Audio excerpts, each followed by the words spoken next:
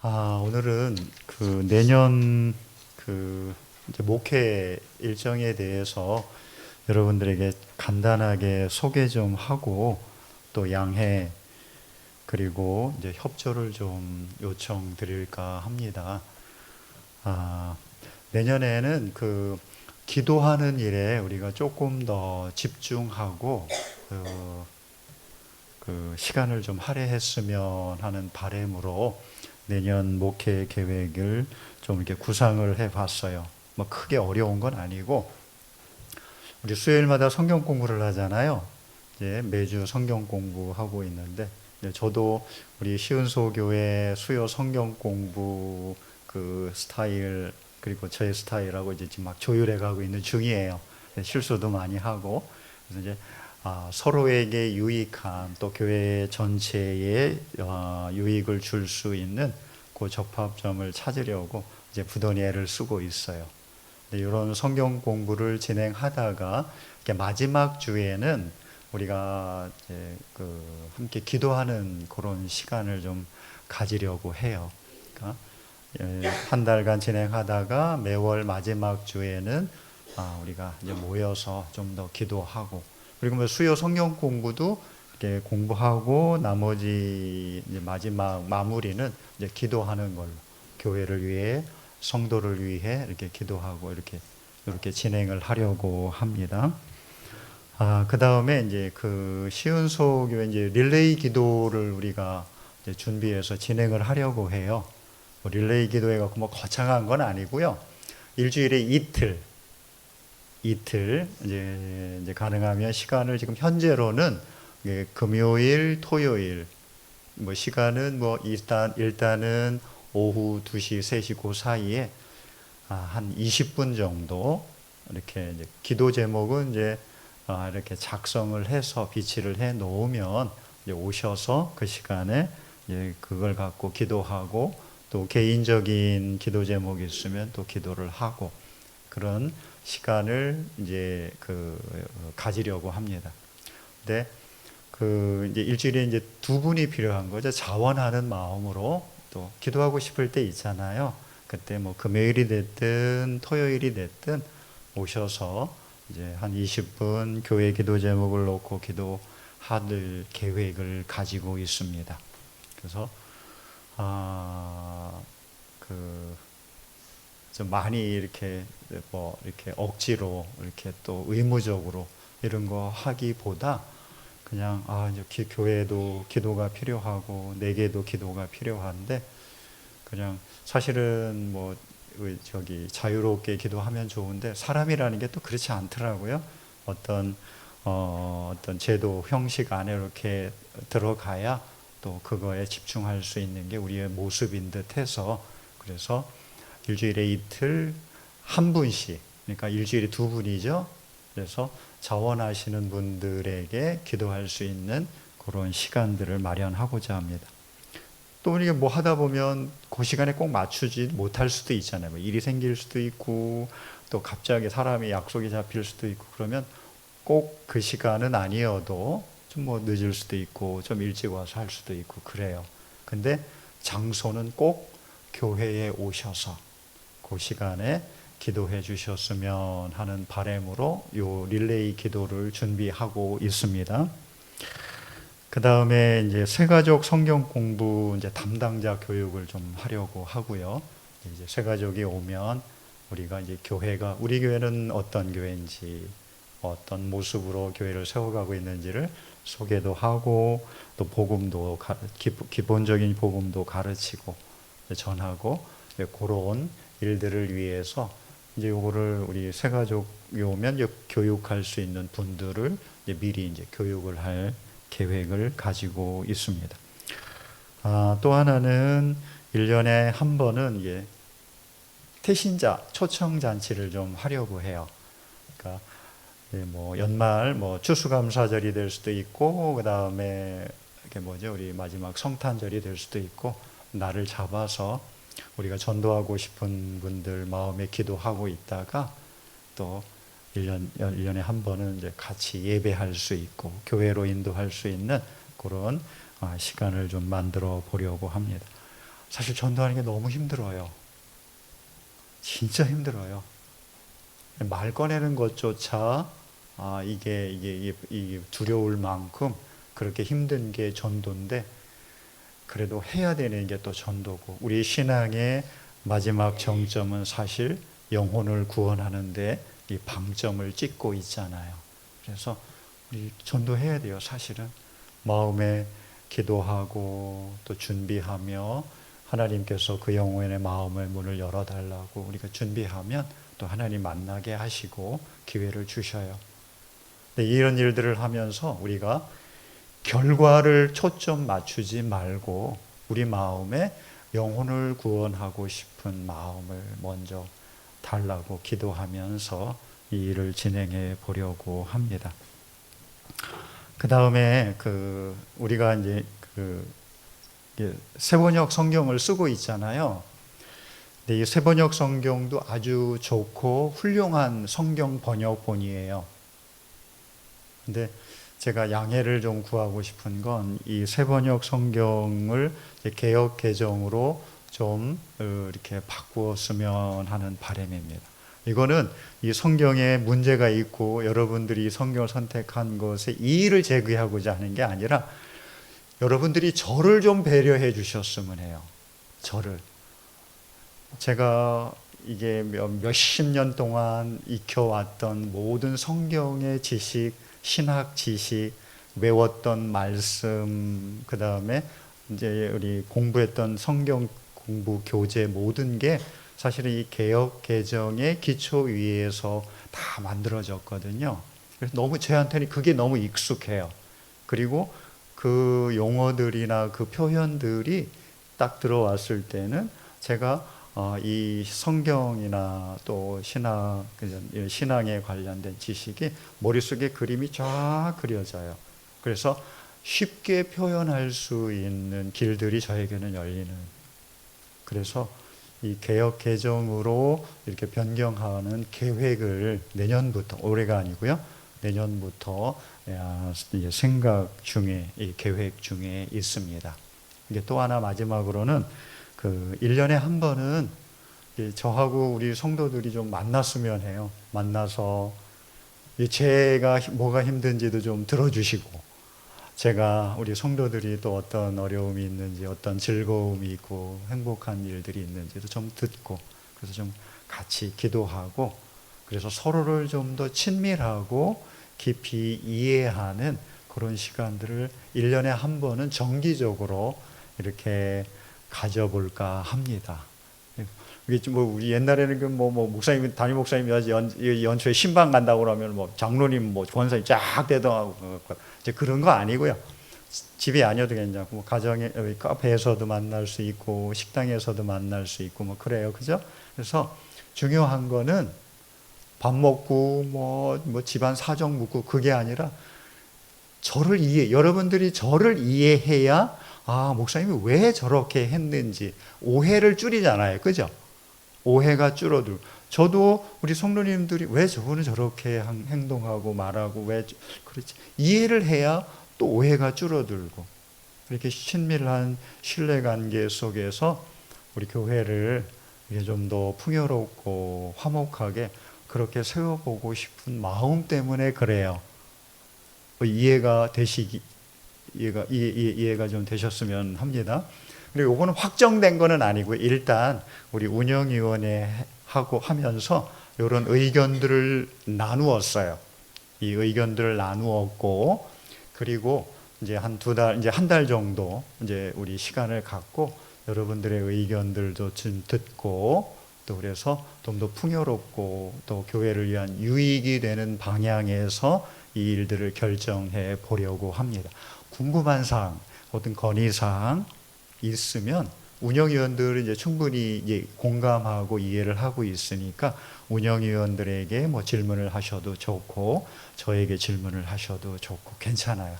이거는 아직은 시간이 있으니까 우리 충분히 좀 더 이야기를 하고, 그 다음에 의견도 수렴하고, 그래서 내년 목회 방향을 좀 결정을 할까 합니다.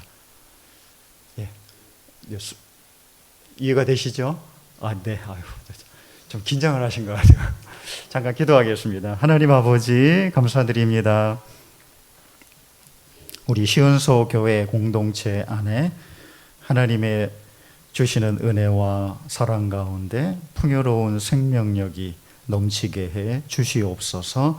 주 예수 그리스도의 이름으로 기도하옵나이다. 아멘. 옆에 계신 분하고 인사하시죠. 예, 당신 마음이 청결하기를 바랍니다. 마음이 청결해. 악수도 좀 하시고요. 앞뒤로도 하시고 이렇게 하시고 그러셔요. 자, 우리 하나님이 어떤 분일까 보고 싶죠. 그래서 많은 사람들이 하나님을 보고 싶어 해요. 어떤 분은 내가 하나님을 봤다고 이야기하시는 분도 듣기는 좀 간혹 듣기는 하는데, 그러니까 그분이 만나 그분이 직접 본 하나님의 모습이 어떤지는 저도 잘 모르겠어요. 근데 예수님께서 누가 하나님을 볼 수 있느냐라고 이제 단도직입적으로 아주 거두절미하고 합니다. 마음이 청결한 자가 하나님을 볼 수 있다라고 이야기합니다. 마음이 청결한 자가 하나님을 볼 수 있다고 하셨습니다. 도대체 성경은 마음이 청결한 게 뭐를 마음이 청결하다고 이야기하는지 두 가지를 우리가 살펴봅니다. 하나는 청결하다, 깨끗하다라는 건 오염되지 않은, 당연하죠? 오염되지 않은 것, 순수한 것, 뭐가 섞이지 않은 것, 이걸 성경은 청결하다, 깨끗하다라고 이야기를 합니다. 이게 첫사람 아담이 하나님께 범죄하죠? 죄가 들어왔어요. 그런 아담에게 하나님 찾아왔습니다. 아담아 내가 어디 있느냐? 라고 물으자 아담이 어떻게 해요? 예, 저기 여기 있어요. 라고서 하나님 앞에 대뜸 나서서 하나님을 보지 못하고 숨습니다. 볼 수가 없는 거죠, 이제. 이사야가 분명히 이야기합니다. 죄로 오염된, 죄가 섞인 우리는 결코 하나님을 볼 수 없다고 이야기합니다. 오직 너희 죄악이 너희와 하나님 사이를 갈라 놓았고 너희 죄가 그의 얼굴을 가리어서 너희에게서 듣지 않으시게 함이니라. 오염되지 않은 것, 섞이지 않은 것, 뭐가 가미되지 않은 것, 이게 이제 청결한 마음입니다. 마음이 청결한 게 중요하죠. 사실 우리가 이게 말을 하잖아요. 말하고 행동하고 감정이 나오고 뭔 의지로 무엇을 하는 모든 것의 근원은 우리의 마음입니다. 그래서 이 마음이 생명의 근원이라고 표현하면서 다른 그 어떤 것보다 우리의 마음을 지켜야 한다고 잠언 이 4장 23절에서 이야기합니다. 모든 지킬 만한 것 중에 더욱 내 마음을 지켜라. 생명의 근원이 이에서 남이니라. 생명의 근원이 마음에서. 마음이 모든 걸 다 결정을 합니다. 마음이 슬프면 얼굴도 슬퍼요. 마음이 기쁘면 우리의 말, 얼굴, 감정 모든 게 다 기쁩니다. 우리를 결정하는 건 사실 우리의 마음입니다. 근데 사람들은요, 이 마음보다 외모가 더 중요해요. 예수님이 하나님의 나라의 복음을 전하고 병자들을 고치고 복음을 전하자 사람들이 구름대처럼 예수님을 따랐습니다.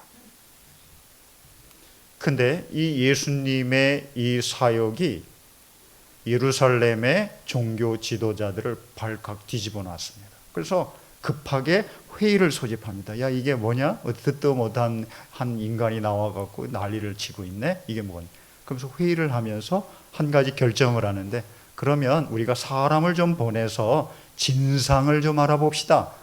그래서 예수님이 게네사렛에서 사역을 하고 있을 때 예루살렘 공의회에서 사람을 파견합니다. 종교 심판관들이죠. 서슬퍼렇죠. 이 종교 조사관이 예루살렘에서 파송되어 예수님을 만나러 옵니다.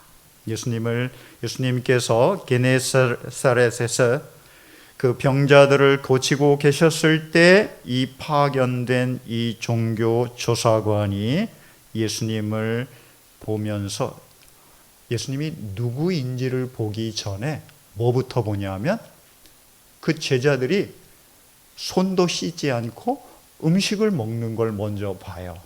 그러면서 그 사건을 딱 집어갖고 예수님을 물고 늘어집니다.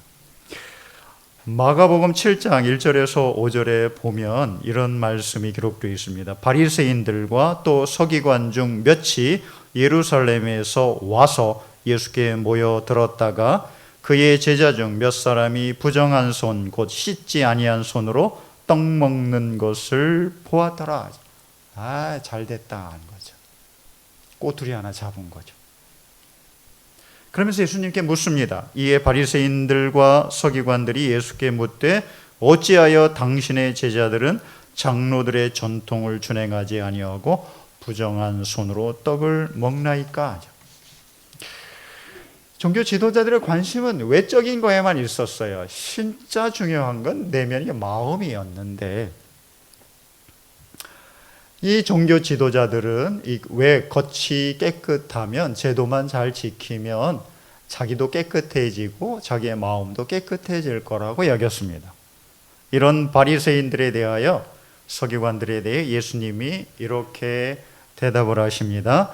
사람에게서 나오는 그것이 사람을 더럽게 하느니라. 속에서 곧 사람의 마음에서 나오는 것은 악한 생각 곧 음란과 도둑질과 살인과 간음과 탐욕과 악독과 속임과 음탕과 질투와 비방과 교만과 우매함이니 이 모든 악한 것이 다 속에서 나와서 사람을 더럽게 하느니라. 마음이라는 거죠. 마음. 자, 우리 마음에 뭐가 들어있느냐에 따라서 우리가 보는 것도 결정이 됩니다.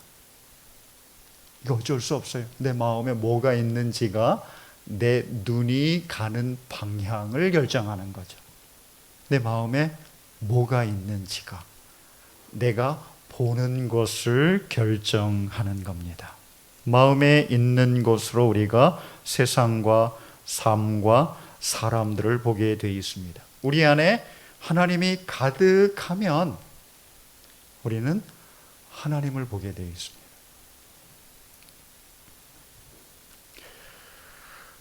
다른 게 섞이지 않고 우리 안에 온전히 하나님만 가득하면 우리가 하나님을 봅니다. 언젠가 우리 주님이 다시 오셔서 우리 마음의 모든 죄를 다 거두어 내실 때가 있습니다. 우리에게 우리 마음에 오염된 죄들, 섞인 죄들 이런 걸 다 걷어내고 우리 안에 하나님이 가득하면 우리의 눈은 하나님을 봅니다. 하나님의 얼굴을 얼굴과 얼굴로 맞대어 보며 그 영광을 보게 되는 거죠. 그 하나님을 찬양하게 됩니다. 그렇게 우리의 마음을 청결하기 위해 예수님이 오셨고 그 청결함을 시작하셨습니다. 이제 시작이에요. 이제 그날을 소망하면서 우리 안에 시작하신 이 청결한 마음을 우리가 소중히 여기고 다른 그 어떤 것보다 하나님으로 조금씩 계속 채워다 보면 우리가 하나님이 좀 더 많이 구체적으로 보여질 거라고 믿습니다. 온전히 볼 그날을 소망하며 우리 안에 시작하신 그 청결한 마음을 우리 소중하게 여기고 가꿀 수 있기를 우리 주 예수 그리스도의 이름으로 축복합니다. 이 성경이 이야기하는 청결한 마음의 두 번째 의미는 이 갈라지지 않은 온전한 마음을 이 청결한 마음이라고 이야기를 합니다. 야고보서가 이 부분을 매우 강조를 합니다. 야고보서 1장 6절 8절에서 오직 믿음으로 구하고 조금 더 의심하지 말라. 의심하는 자는 마치 바람에 밀려 요동하는 바닷물결 같으니 이런 사람은 무엇이든지 죽게 얻기를 생각하지 말라. 두 마음을 품어 모든 일에 정함이 없는 자로다 하죠. 두 마음이 품으면 이건 청결한 깨끗한 마음이 아니라는 거죠. 야고보서 4장 8절이 좀 더 단도직입적으로 이야기합니다. 하나님을 가까이 하라. 그리하면 너희를 가까이 하시리라. 죄인들아 손을 깨끗이 하라. 두 마음을 품은 자들아 마음을 성결하게 하라. 두 마음을 품은 거죠. 두 마음을 품은 거죠. 자, 청결한 마음은 두 마음으로 나누어지지 않은 하나의 온전한 마음을 이야기합니다. 그럴 수 있을까? 예, 그럴 수 있습니다. 저도 그래요. 우리가 사실 보면 이 두 마음 속에 우리가 있다는 것을 쉽게 이야기할 수 있습니다. 우리가 하나님의 영광을 매우 구해요. 그죠? 하나님의 영광을 위해, 그러지만 또 한편에서 우리의 마음은 누구의 영광을 구하냐면 내 영광을 구해요. 저부터도 그래요. 저부터도. 하나님의 영광이 20, 제 영광이 80이에요. 사실은 이게 저예요. 우리가 하나님의 의로움을 의지하지만 사실 우리 한쪽에 이만큼은 또 내 의로움, 내 공로, 내 자랑을 붙잡고 인정받고 싶고 자랑하고 싶은 마음. 이 두 마음이 우리 안에 있어요. 제 마음이 있어요. 우리에게는 사실 이 두 마음이 함께 있습니다. 청결한 마음이란 이런 마음이 온전한 하나님의 영광, 온전한 하나님의 은혜, 온전한 하나님의 의로움. 그때 우리가 하나님을 볼 수 있다고 우리 예수님이 말씀하시는 거죠.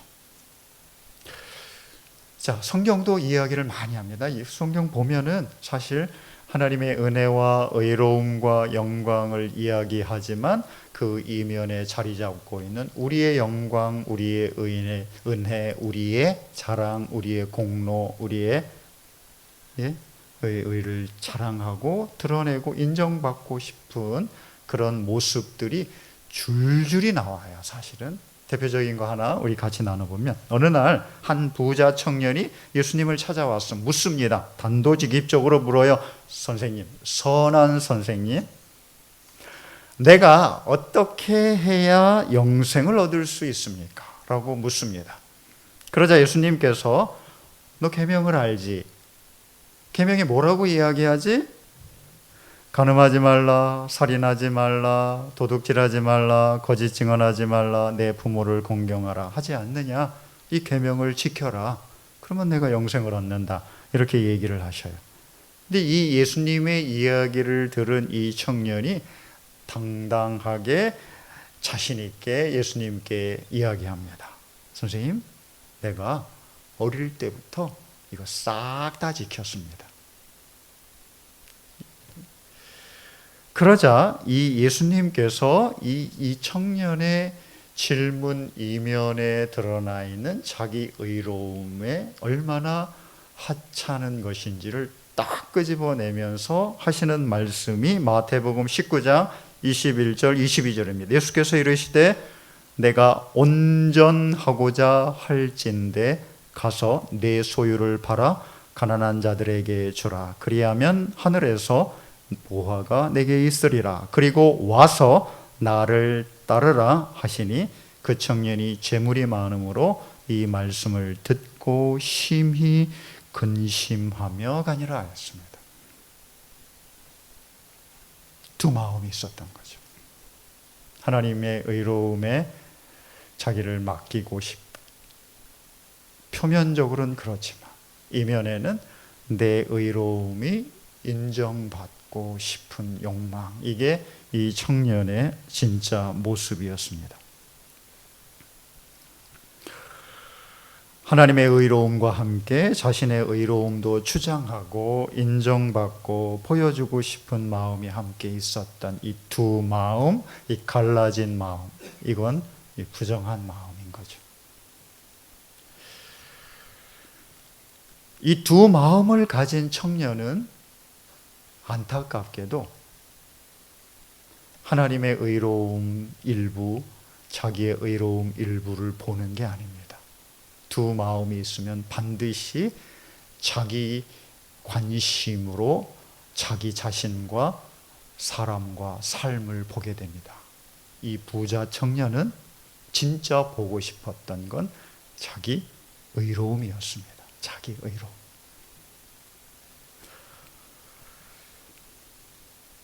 우리가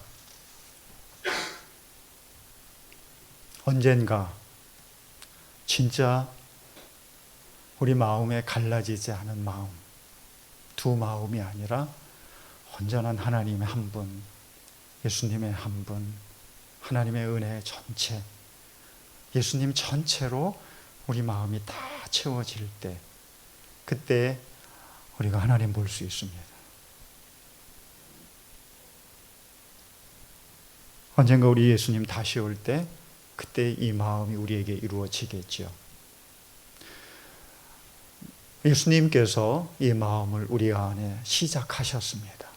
진짜 시작하셔서 조금씩 내 의로움, 내 공로, 내 자랑들을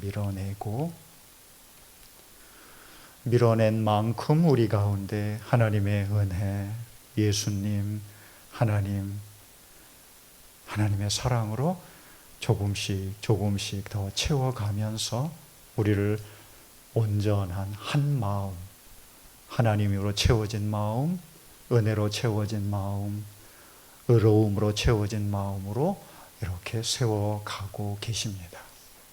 이미 시작하셨다는 것. 그리고 이렇게 예수님이 시작하신 이 청결한 마음을 우리가 소중히 여기고, 그리고 그날을 소망하면서 믿음 안에서 온전한 마음을 사모하며 믿음의 길을 가는 저와 여러분 되기를 우리 주 예수 그리스도의 이름으로 축복합니다. 자, 이제는 그럼 하나님을 본다는 게 뭐냐?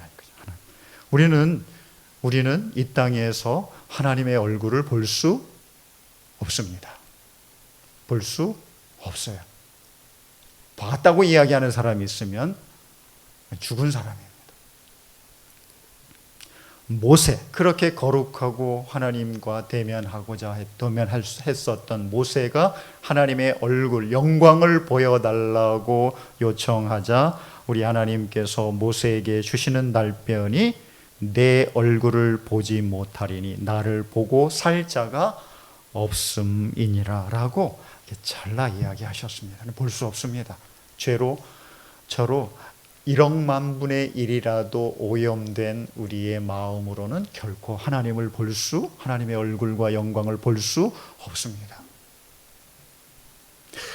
하지만 하나님께서 자격 없는 우리에게 자신을 직접 보여주셨습니다. 이걸 은혜라고 합니다. 우리는 자격이 없지만, 볼 수도 없지만, 그러나 하나님께서 친히 자기를 보여주셨습니다. 그게 예수님입니다. 예수님. 빌립이 예수님께 아버지를 보여달라고 요청을 했습니다. 아버지를 보여주옵소서 그랬습니다.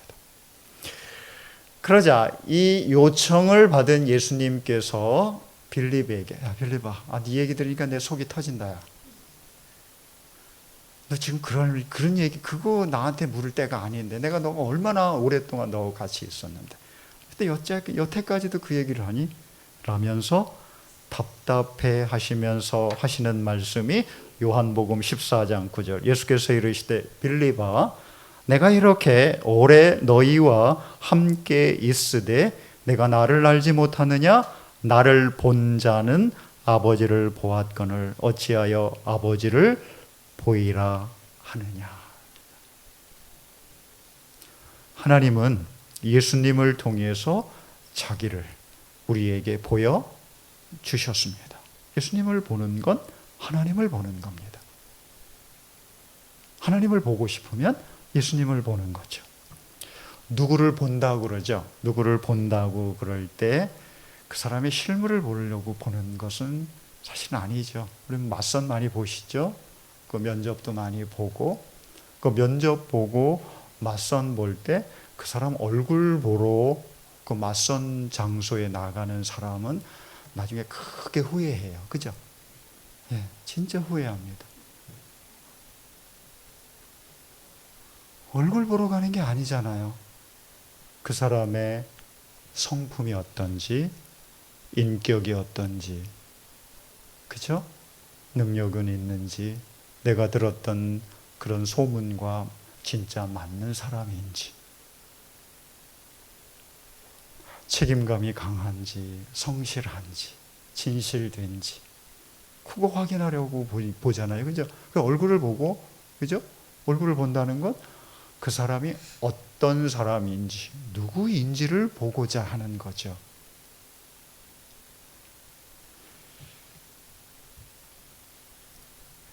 이사야 6장 9절에서 하나님을 본다는 걸 이렇게 이야기합니다. 너희가 듣기는 들어도 깨닫지 못할 것이요 보기는 보아도 알지 못하리라.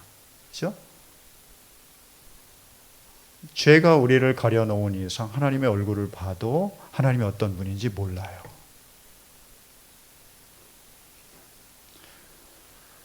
때문에 하나님께서 자기 자신을, 자기가 누구인지를 예수님을 통해서 직접 보여주셨습니다.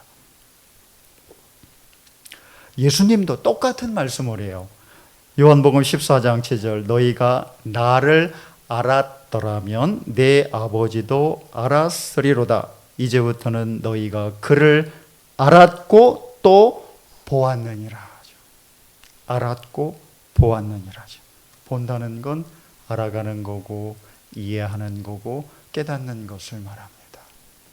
예수님을 통해서 우리는 하나님을 보는데 하나님이 어떤 분인지, 어떤 성품을 가지셨는지, 우리를 위해 무엇을 하기를 원하셨고 우리의 구원을 위해 어떤 일을 하시는 분인지, 이걸 깨닫는 게 하나님을 본다는 의미입니다. 자, 그럼 하나님을 예수님이 가장 잘 보여주신 하나의 사건이 있습니다. 예수님이 보여주신 하나님은 이런 분이야. 하나님은 이런 성품의 분이고 우리에게 하나님은 이런 분이야 라고 아주 하나의 사건 안에 모든 걸 다 담아서 우리에게 보여주신 사건 하나가 있습니다. 바로 예수님이 지신 십자가의 고난과 죽음 그리고 부활입니다. 예수님이 십자가를 통해서 보여주신 하나님의 모습, 그게 어떤 거죠? 자격 없는 사람, 능력 없는 사람, 죄인, 허물 많은 자, 죽어 마땅한 자, 의지할 데 없는 자, 병든 자, 가난한 자, 이기심과 탐욕으로 가득한 자, 이런 자들을 위해 조건도 자격도 따지지 않고 자기를 희생해 사랑하며 그들을 다시 자녀로 품어내셨던 분, 이게 십자가에서 보여주신 우리 아버지 하나님의 모습입니다. 자기 아들의 생명까지 희생하며 자격 없는 자들을 사랑하고 품고 그들을 회복하고 치유하며 영광과 생명을 부어주신 하나님, 이게 예수님이 십자가를 통해 보여주신 아버지의 모습입니다.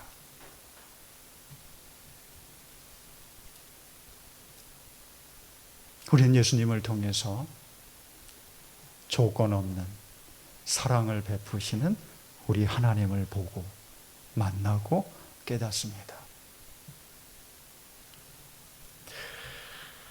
자, 그러면 이제 우리 어떻게 살아야 되죠?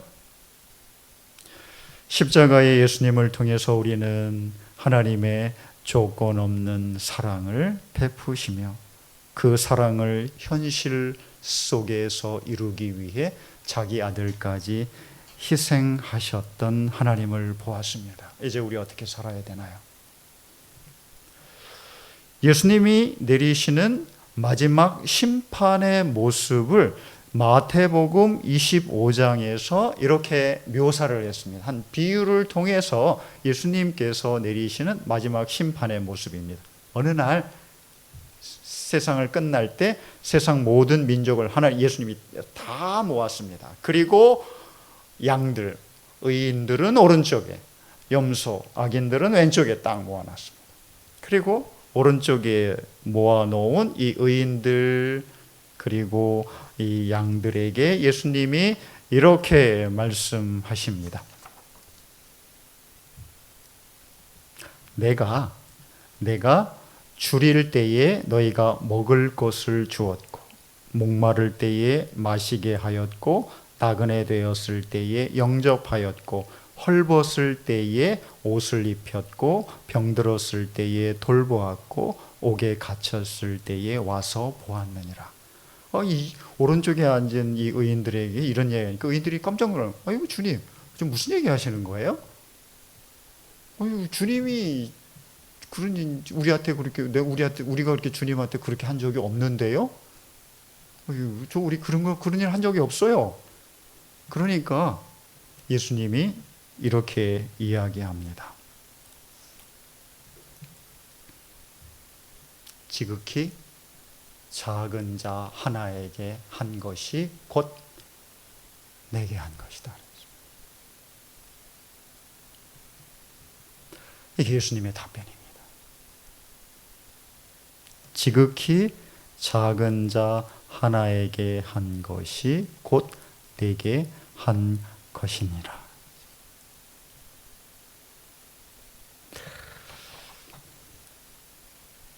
세상에 이게 작은 자들이 많이 있습니다. 그리고 그 작은 자에게 하는 것이 곧 하나님께 하는 것이라. 우리 예수님께서 이렇게 아주 간단하게 정리를 해 주셨습니다. 자, 우리 다시 우리의 시선을 예수님에게 한번, 십자가 예수님에게 한번 돌려봅시다. 아주 간단해집니다. 십자가에 달린 예수님. 세상과 세상의 악과 세상의 권세자들에게 우리 예수님이 무기력했습니다. 십자가에서 정말 무기력했어요. 그저 누명을 씌우면 씌우는 대로 당해야 했고, 채찍질 내리면 받아야 했고, 침 뱉으면 받아야 했고, 지나가는 사람들이 욕설을 해도 받아야 했고, 십자가에 못 박아 그대로 당해. 우리 예수님이요, 세상의 악, 세상의 권세자들, 세상 사람들로부터 정말 무기력하게 못던 저항도 반항도 할 수 없이 그렇게 무너져 갔던 때, 그때가 바로 예수님이 지신 십자가의 모습이었습니다. 그죠? 그렇게 세상과 악에 무기력하게 무너져 가는 그 순간이 바로 나에게 지극히 작은 자에게 한 내 모습이다라고 예수님이 말씀하시는 겁니다. 우리에게도 많이 있죠. 정말 힘이 없어서, 능력이 부족해서, 무기력해서, 병들고 약해서, 뭘 하고 싶어도, 저항하고 싶어도 저항할 힘도, 나를 지지해주는 사람 하나 없어서 그냥 세상으로부터, 악으로부터 그냥 무참히 당하고 쓰러져야 하는 그런 세상에 지극히 작은 자들이 있습니다. 그들을 보는 게 하나님을 보는 거고, 그들에게 물 한 모금, 위로의 말 한마디, 권면 한마디 해주는 게 곧 주님을 향해 하는 것이라고 우리 예수님이 말씀하셨습니다. 예수님이 마태복음 25장의 마지막 요 결론을 하시면서 우리의 삶이 어디에 집중해야 하는지에 대해서 이렇게 말씀하셨습니다. 너희가, 마태복음 25장 40절, 내가 진실로 너희에게 이르노니 너희가 여기 내 형제 중에 지극히 작은 자 하나에게 한 것이 곧 내게 한 것이니라. 그러니까 예수님 말씀, 여기 내 형제 중에 지극히 작은 자 하나, 여러 명도 아닙니다. 여기 우리 시은소 교회, 우리 시은소 교회 공동체, 우리 성도들 가운데 지극히 작은 자 하나, 둘도 아니고요. 우리 눈에 보이는 이들이 있으면 힘없는 집, 외로운 사람, 어려움 겪는 이들 보면 그들에게 주님의 마음을 담아 할 수 있는 그 어떤 작은 일, 전화 하나 하더라도 만나서 밥 한번 사주는 일, 그리고 잠시라도 이야기 들어주는 것으로도 우리는 충분히 그 안에서 하나님을 보고 예수님 보고 예수님을 위해 하는 일이 될 수 있으리라고 그리 믿습니다.